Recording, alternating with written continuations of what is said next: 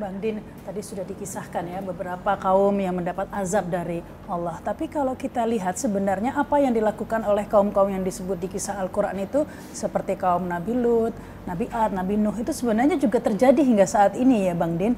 Banyak yang melakukan juga pembangkangan ataupun yang dilakukan kaum Lut.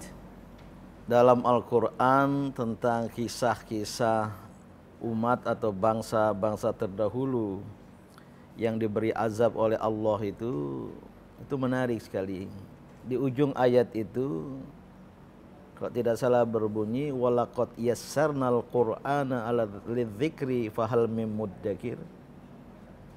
Kami telah mudahkan Al-Qur'an ya, bagi orang-orang yang mau mendapat peringatan, dan adakah yang mau menjadikannya sebagai pelajaran. Jadi di ujung ayat tentang kehancuran kaum Nabi Nuh tadi itu ada ya, yang itu banjir besar ya, air dari atas, air dari bawah kemudian bertemu sebagaimana yang telah ditakdirkan menjadi bah besar ya. Nah, dalam sejarah kaum Nabi Nuh itu melakukan pembangkangan akidah. Mereka mengingkari, tidak mau menerima, bahkan mendustai, bahkan mengolok-olok Nabi Nuh gitu.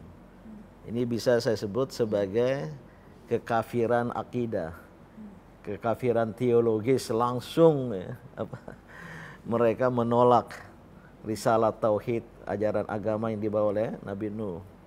Kalau terhadap bangsa Ad ya, mereka itu melakukan pembangkangan yang bersifat sosial, kekafiran sosial, karena bangsa Ad itu dikenal sebagai bangsa yang membanggakan diri, kemudian menghina, mengecilkan, meremehkan bangsa-bangsa lain.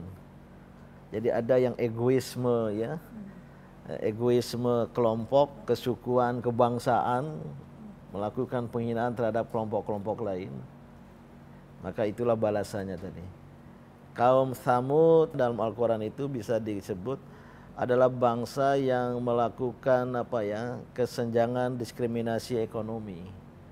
Mereka itu punya kemampuan, bahkan gunung-gunung dipahat jadi rumah, jadi istana ya, menjadi rumah-rumah mewah, sementara masyarakat lain masih tinggal di gubuk-gubuk derita ya. Ada kesenjangan ekonomi, sosial ekonomi seperti itu. Nah, itu kebangkangan atau kekafiran ekonomis. Terhadap kaum Nabi Lut, karena kita ketahui dalam sejarah mereka melakukan hubungan sesama jenis yang disebut LGBT sekarang ya. Kelompok yang melakukan kegiatan dalam Al-Quran banyak disebutkan. Apakah engkau mendatangi seorang laki-laki dengan syahwat, jadi karena sesama jenis, dan itu marak sekali di kaum Nabi Lut pada waktu itu ya. Maka didatangkanlah balasan ya. Dan semuanya ini sekarang terulang dan terulang.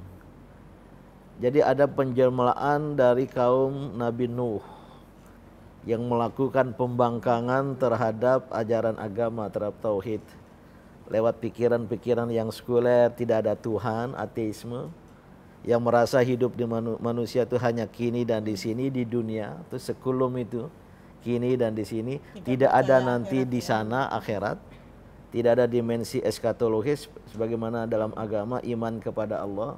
Kan banyak sekarang ya.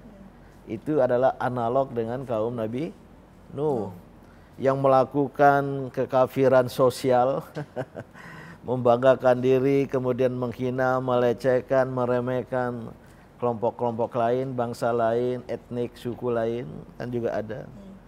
Yang melakukan kekafiran ekonomis, ini sekedar istilah saya, kekafiran. Terutama melakukan kesenjangan, ingin kaya sendiri, kemudian orang lain terjatuh dalam kemiskinan karena mengumpulkan harta dan lain sebagainya, apalagi lewat cara korupsi seperti itu.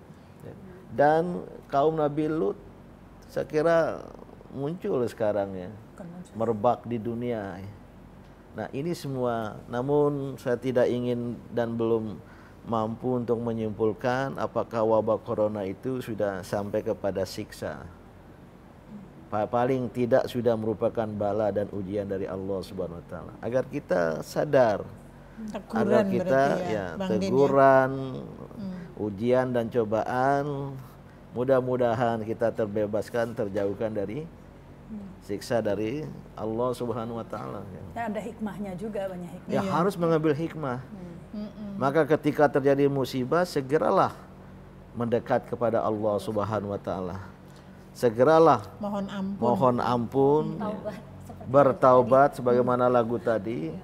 Kita muhasabah, mengevaluasi diri tentang kesalahan-kesalahan yang kita lakukan selama ini sebagai individu atau sebagai kelompok. Mungkin kita tidak, tetapi ada orang-orang lain yang melakukan kemungkaran dan kemaksiatan sementara kita berdiam diri.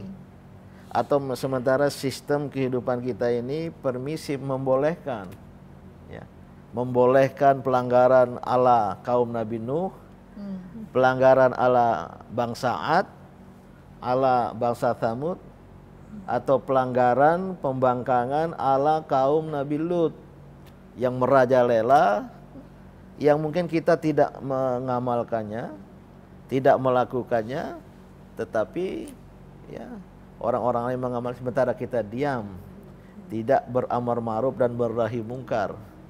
Apalagi ketika ada amar ma'ruf dan nahi mungkar, justru orang lain waduh membuli kita. Kemudian menghina kita, mengapa kita mengkritik mereka dan lain sebagainya.